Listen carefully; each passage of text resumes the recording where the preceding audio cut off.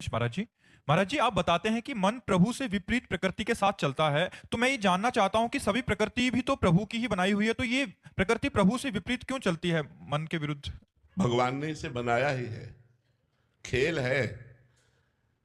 जैसे कबड्डी का खेल है, एक ही स्कूल के दो विद्यार्थी विभाग कर दिए गए। अब एक विभाग दूसरे के प्रतिकूल उसको रोकेगा और उसकी सांस ना टूटने पाए, अपने पाला में आ गए तो विजय, और सांस टूट गई तो आउट। तो संसार खेल रचा है भगवान ने। एक पक्ष में माया है और एक पक्ष में भक्ति है। आपको माया पक्ष में जाना है, पर सांस ना टूटने पावे, राधा राधा राधा राधा राधा। और ये ध्यान रहे कि हमारा लक्ष्य है पाला पे आना, भक्ति पे आना। अगर आप काम क्रोध लोभ के पकड़े जाने पर आप घसीट करके अपने पाला में आ गए तो आप विजय को प्राप्त हुए। यदि काम क्रोध के चक्कर में फंस करके सांस तोड़ दी, वहीं नाम जपना छूट गया, भोग में रत हो गए, तो आउट हो गए। अब एक खेल चल रहा है, भगवान ने एक एक खेल रचा है। तो खेल में तो दोनों एक ही है, पर विपरीत होना पड़ेगा ना।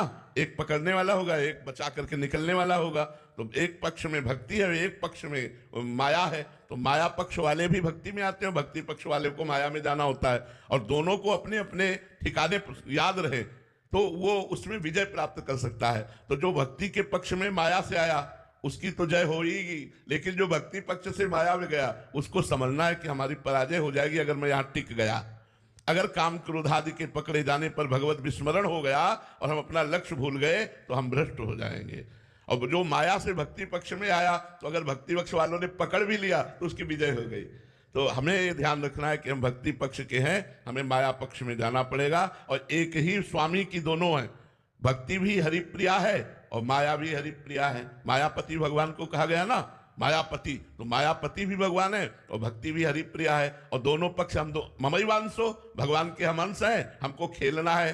तो हमको विजय प्राप्त करना यह है कि माया के कार्य करते हुए हमारा नाम न छूटे, माया के काम क्रोधादि हम पर अपना आवेश लाकर भ्रष्ट न कर दे। अगर ये हम सावधानी रखेंगे तो इस खेल में हम विजय को प्राप्त हो जाएंगे। और जो इस माया के खेल से विजय को प्राप्त कर लेता है वो भगवान की दिव्य लीला रूपी खेल में प्रवेश पा जाता है, भगवान की दिव्य लीला में प्रवेश पा जाता है, कृतकृत्य हो जाता है, महासुखी हो जाता है, सदा सदा के लिए, अनंत काल तक के लिए दुख का नाश हो जाता है।